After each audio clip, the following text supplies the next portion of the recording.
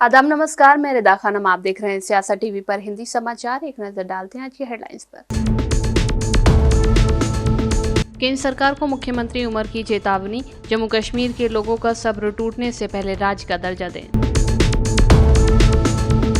कांग्रेस नेता सुरेंद्र राजपूत ने योगी आदित्यनाथ के बयान को निम्न स्तर का बताया। तमिलनाडु पहुंची एनडीए की 8 सदस्यीय फैक्ट फाइंडिंग टीम, सीबीआई जांच की मांग की। आरजेडी नेता मनोज झा ने दी प्रतिक्रिया। पाकिस्तान के कोयटा में बड़ा आत्मघाती हमला, बम धमाके में 8 लोगों की मौत। कतर से तुर्की और जॉर्डन तक कब कब इजराइल ने मुस्लिम देशों से माफी मांगी। अब समाचार विस्तार से। सोनम वांगचुक के खिलाफ पुलिस के आरोपों पर उनकी पत्नी ने कहा कि हम डीजीपी के बयानों की कड़ी निंदा करते हैं। न केवल मैं बल्कि लद्दाख में हर कोई उन आरोपों की निंदा करता है। किसी को दोषी ठहराने और फंसाने के लिए कहानी गढ़ी जा रही है। जो उन्हें करना है वो करने की इजाजत दी जा रही है। जो कुछ भी हुआ वो बहुत दुर्भाग्यपूर्ण है। हम पूछते हैं कि सीआरपीएफ को गोली चलाने का आदेश किसने दिया? नहीं, जो भी स्टेटमेंट्स डीएसपी ने कही हैं वो बिल्कुल हम कंडेम करते हैं। Not just me, but each and every person in Ladakh condemns those allegations because जैसे मैंने कहा कि ये एक नैरेटिव बनाया जा रहा है किसी को ब्लेम करने का, किसी को फ्रेम करने का, ताकि जो उनकी मनमानी है वो वहां कर सकें। जैसा मैंने पहले भी कहा, एक इंसिडेंट जो आपने देखा उसके पीछे 5 साल के पीसफुल प्रोटेस्ट देखिए। जो इंसान वो पाथ फॉलो कर रहा है वो ये कभी नहीं होने देगा। ये जो भी हुआ ये बहुत अनफॉर्चुनेट है क्योंकि इसमें सीआरपीएफ को, जैसे मैंने पहले भी इंटरव्यूज में कहा है कि हम ये क्वेश्चन पूछते हैं कि किसने सीआरपीएफ को गोली चलाने के लिए ऑर्डर्स दिए। अपने ही लोगों पे, अपने ही सिटीजन्स पे कौन गोली चलाता है, स्पेशली ऐसे इलाके में जहां कभी भी कोई भी हिंसापूर्वक प्रदर्शन नहीं हुआ है। उस दिन भी आपका क्वेश्चन, जब हमने थोड़ा मैं सही, डीजीपी से ये सवाल पूछा था मैम, तो उन्होंने कहा कि नहीं क्या एक मिनट, सेल्फ मैं पहले आपका क्वेश्चन जो था मैं उसमें थोड़ा उसको चेंज करना चाहूंगी। आपने जो कहा हिंसापूर्वक प्रदर्शन हिंसापूर्वक नहीं था। शुरू में बहुत सारी वीडियोस आई हैं जिसमें लोग शांति से बैठे हुए थे। उस दिन plan candle march, candle protest और पीसफुल प्रोटेस्ट का था। अगर कोई इसको रिस्पेक्ट नहीं करते हुए टीयर गैस चलाता है तो फिर इससे स्टूडेंट्स ने स्टोन पेल्टिंग शुरू की और उससे ये आगे एस्केलेट हुआ। ये बिल्कुल भी इसके पीछे ये था ही नहीं कि ये हिंसापूर्वक हो। और सोनम वांगचुक इंस्टिगेट तो दूर की जगह, वो इसके बारे में उनको पता भी नहीं था। वो दूसरे पार्क में थे जहां पर उनका अनशन चल रहा था। और डीएसपी जो भी कह रहे हैं उनका तो ये एजेंडा है ना, उनको 6 शेड्यूल किसी हालत में देना नहीं है। उनको किसी ना किसी चीज को, सिचुएशन को, क्या किसी ना किसी ह्यूमन बीइंग को, इंसान को उनको एक स्केपगोट बनाना है, ये नहीं करने का। गन्ना, कपास, सोयाबीन, प्याज, हल्दी और बीज उत्पादन के लिए प्रसिद्ध महाराष्ट्र का मराठवाड़ा मौसम की मार झेल रहा है। यहाँ लगातार हो रही बारिश ने किसानों को एक तरह से बर्बाद करके रख दिया है। बारिश से फिलहाल राहत की उम्मीद नहीं है। बाढ़ की स्थिति पर एनसीपी सांसद सुप्रिया सुले ने कहा कि हमारी हमेशा से मांग रही है कि किसानों का कर्ज माफ होना चाहिए। होने वाली है, क्या सरकार से मांग करेंगे?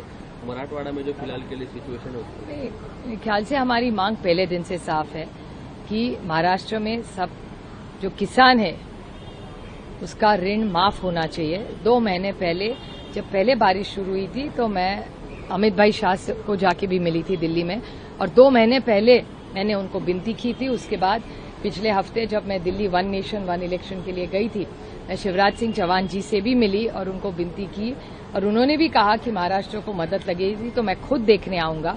तो मैंने उनको विनती की थी कि आप महाराष्ट्र के मुख्यमंत्री जी से बात करिए और आप तय करिए, लेकिन महाराष्ट्र को केंद्र सरकार ने मदद करने की बहुत जरूरत है।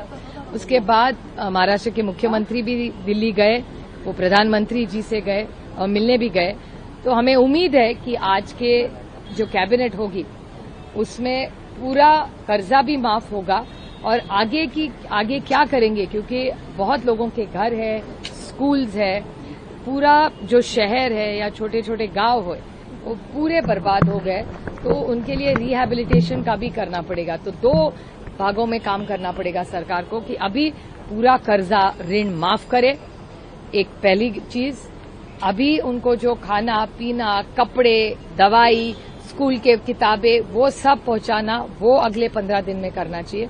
और शून्य से फिर से जिनके घर है, किसी की स्कूल है, किसी की आंगनवाड़ी है, पूरे शहर में किसी का छोटा सा बिजनेस है, कोई बचत गट की हमारी जो महिला है उनका छोटा सा बिजनेस है, उनका सब बर्बाद हो चुका है। तो उनको भी फिर से खड़े होने के लिए सबको सरकार को मदद करनी पड़ेगी। अहिल्यानगर में जम्मू कश्मीर के मुख्यमंत्री उमर अब्दुल्ला ने केंद्र सरकार को चेतावनी दी है कि जम्मू कश्मीर का राज्य का दर्जा बहाल करना लोगों का मौलिक अधिकार है और सरकार को लोगों के धैर्य का गलत मतलब नहीं निकालना चाहिए, क्योंकि हालात कभी भी बिगड़ सकते हैं। गांदरबल में पत्रकारों से बातचीत करते हुए उमर अब्दुल्ला ने केंद्र सरकार को जम्मू कश्मीर के लोगों से किए गए वादों को पूरा करके लद्दाख में फैली अशांति जैसी स्थिति को जम्मू कश्मीर में भी ना पनपने देने के लिए प्रति आग्रह किया है। वहाँ पे बद से बदतर हो गए। क्या आपको लगता है कि जम्मू कश्मीर में आप भी स्टेटहुड की मांग कर रहे हो, यहाँ पे भी ऐसी सिचुएशन बनेगी फ्यूचर में? बननी नहीं चाहिए, क्योंकि जैसे मैंने अपनी तकरीर में कहा, हालात बिगड़ने में टाइम नहीं लगता और हम नहीं चाहेंगे कि यहाँ दोबारा बेगुनाह लोगों की खून जो है वो बहाई जाए। हम पुरअमन तरीके से अपनी बात जो है वो करते रहेंगे। स्टेटहुड हमारे ऊपर कोई एहसान नहीं है। स्टेटहुड मरकजी हुकूमत के तरफ से जम्मू कश्मीर के लोगों के साथ क्या हिंदुस्तान की सुप्रीम कोर्ट के साथ वादा है। उन्होंने बार बार सुप्रीम कोर्ट को कहा कि ये 3 स्टेप होंगे, पहले डिलिमिटेशन, फिर इलेक्शन, फिर स्टेटहुड। 2 कदम तो उठा लिए, डिलिमिटेशन भी हुआ, इलेक्शन भी हुए। अब स्टेटहुड का वादा जो है वो पूरा करना है। लोग फिलहाल सब्र से काम ले रहे हैं, लेकिन इस चीज का नाजायज फायदा भी उठाना नहीं चाहिए। जहां तक लद्दाख के लोगों की बात है, हमने तो बहुत पहले, यूटी बनने से पहले भी हम उन्हें हमेशा कहते रहे, जनाब होश करना जो आप मांग रहे हो, कहीं ऐसा ना हो कि आपकी मांग कबूल हो और आपके हालात जो हैं और ज्यादा बिगड़ जाएं। लेकिन हकीकत ये है, उन्होंने यूटी मांगा, लेकिन यूटी मिलने से उनकी कोई बेहतरी नहीं हुई, उल्टा उनको नुकसान हुआ। दिल्ली एनसीआर में आज सुबह मौसम सुहाना हो गया। आसमान में बादल छाए हुए हैं और ठंडी हवाओं से तापमान में हल्की गिरावट दर्ज की गई है। 11 बजे के करीब भारी बारिश भी हुई। घने बादलों की वजह से इतना अंधेरा हो गया कि गाड़ियों को हेडलाइट जलाकर चलाना पड़ा। इतना ही नहीं, लंबे समय से गर्मी से परेशान लोगों के लिए मौसम विभाग की राहत की खबर लाया है। दरअसल बीते कई दिन से उमस और गर्मी ने दिल्ली वासियों की हालत ख़राब कर रखी थी। हवा बिल्कुल भी नहीं चल रही थी, खड़े खड़े पसीने से तरबतर होने वाली स्थिति थी। इस बीच मौसम विभाग ने 2 दिन की राहत के आसार जताए थे। मौसम विभाग की भविष्यवाणी के मुताबिक आज और बुधवार को हल्की बारिश के साथ तापमान में अच्छी खासी गिरावट के आसार हैं। ऐसे में दिल्ली वालों के लिए मौसम बड़ी राहत लेकर आ रहा है। राजधानी में सितंबर के महीने में तापमान सामान्य से ज़्यादा बना रहा। सोमवार को अधिकतम तापमान 37.5 डिग्री सेल्सियस दर्ज किया गया। मौसम विभाग ने जानकारी दी कि रविवार को अधिकतम तापमान 38.1 डिग्री सेल्सियस तक दर्ज किया गया था, जो कि पिछले 2 सालों में सितंबर की सबसे गर्म दिन रहा था। और 5 सितंबर 2023 को यहाँ अधिकतम तापमान 38.6 डिग्री सेल्सियस दर्ज किया गया था।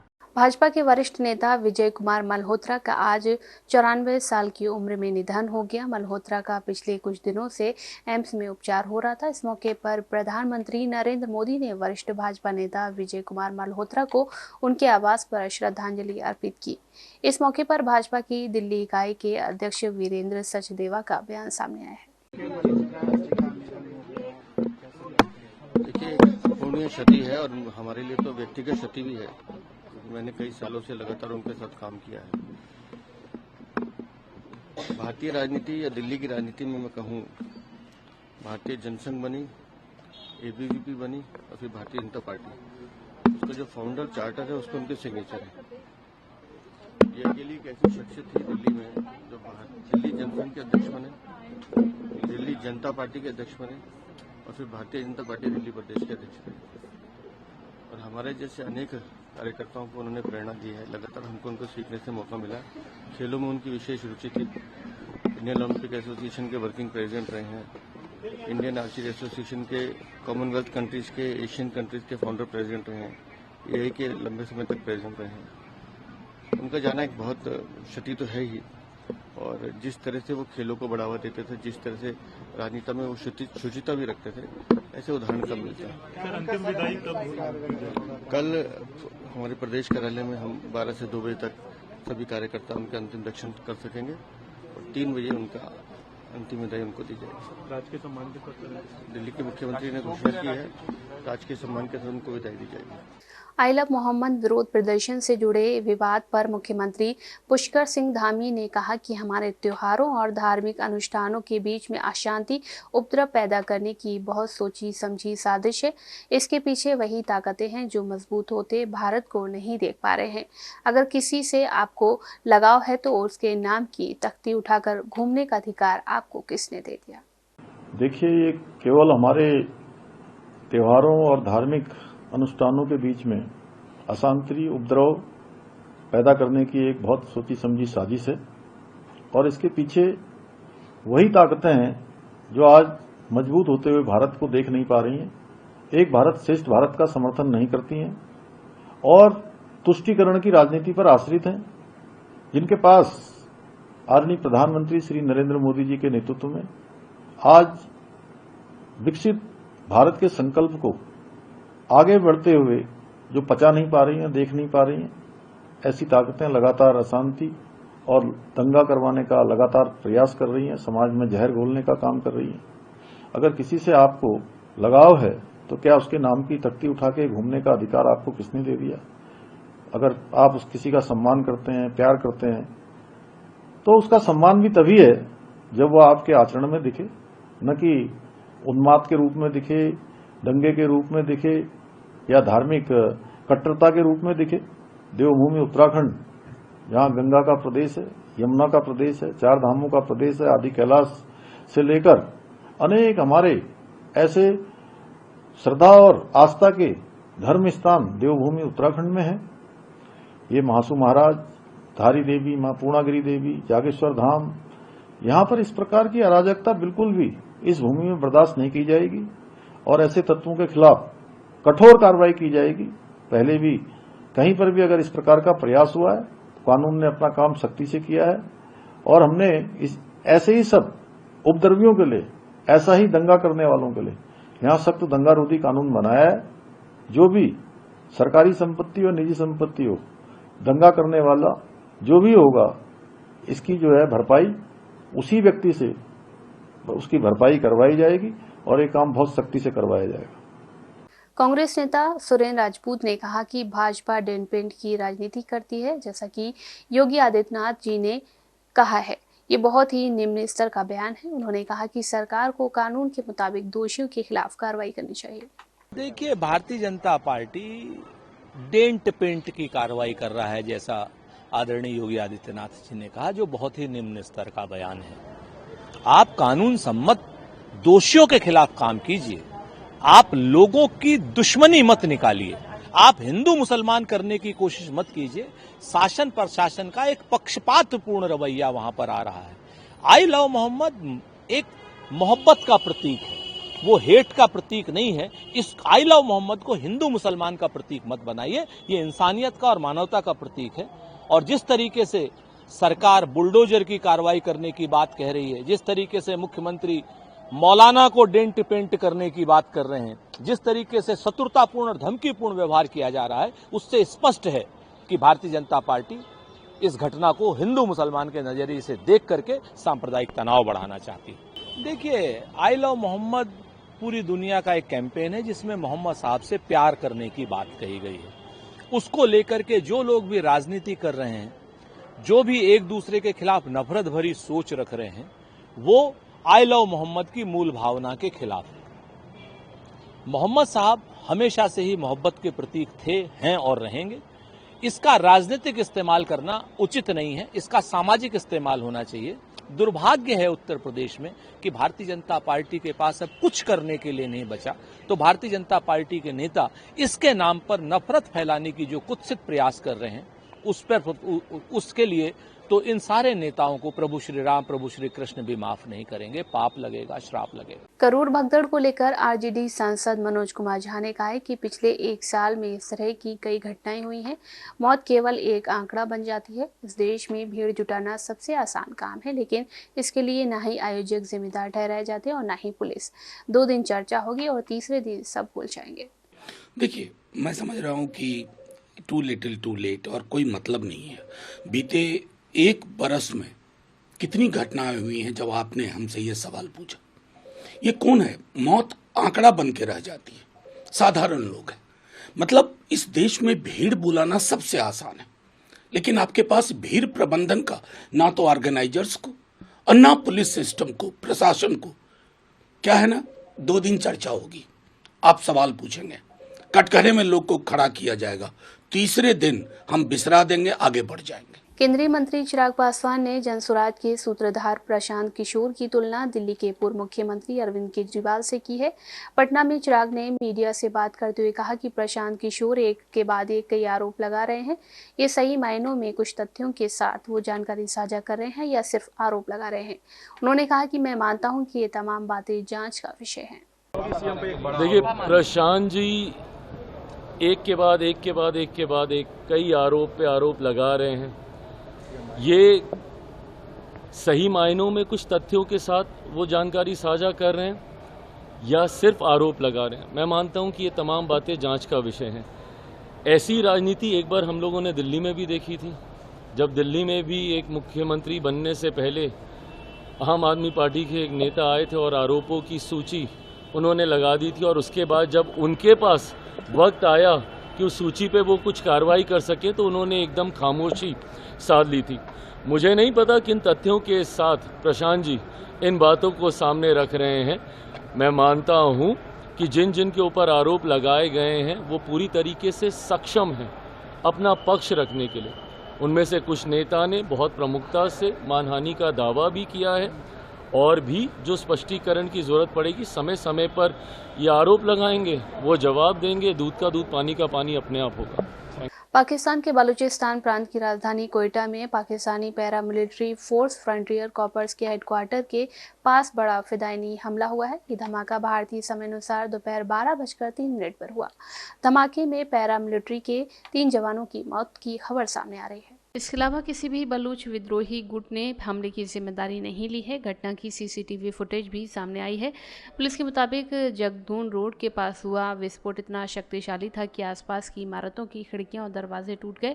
पुलिस और बचाव दल तुरंत घटनास्थल पर पहुंच गए। सुरक्षा बलों ने इलाके की घेराबंदी कर दी है।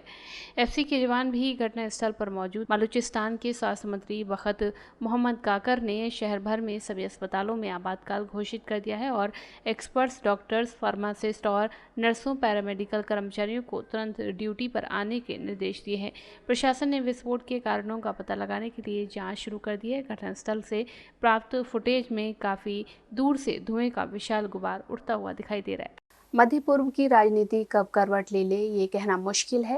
ये इलाका हमेशा से तनाव और विवादों का केंद्र रहा है। इजराइल अक्सर अपने पड़ोसी मुस्लिम देशों के साथ टकराव की वजह से चर्चा में रहता है, लेकिन कई बार हालात ऐसे बने जब इजराइल को अंतर्राष्ट्रीय दबाव के चलते झुकना पड़ा और उसके प्रधानमंत्री को औपचारिक तौर पर माफी भी मांगनी पड़ी। ताज़ा मामला कतर का है, जहां दोहा में हुए हमले के बाद नेतन्याहू ने कतर के प्रधानमंत्री शेख मोहम्मद बिन अब्दुल रहमान अल थानी से माफ़ी मांगी है। इससे पहले तुर्की और जॉर्डन से भी इजराइल माफ़ी मांग चुका है। आइए जानते हैं कि किन हालातों में इजराइल जैसे ताकतवर देश को झुकना पड़ा। रिपोर्ट के मुताबिक इजराइल के प्रधानमंत्री बेंजामिन नेतन्याहू ने कतर के प्रधानमंत्री शेख मोहम्मद बिन अब्दुल रहमान अल थानी को फ़ोन कर माफ़ी मांगी है। 9 सितंबर को इजरायली सेना ने दोहा में हमास के नेता खलील अल हया को निशाना बनाकर कर हमला किया था। अल-हया तो बच निकले, लेकिन 6 लोगों की मौत हो गई, जिनमें से कतर का अधिकारी भी शामिल था। इससे कतर बेहद नाराज हो गया। अमेरिकी राष्ट्रपति डोनाल्ड ट्रंप ने भी नाखुशी जताई और नेतन्याहू को व्हाइट हाउस में ही कतर को फोन कर स्थिति संभालनी पड़ी। कतर से पहले 2010 में इजराइल को तुर्की से माफी मांगनी पड़ी थी।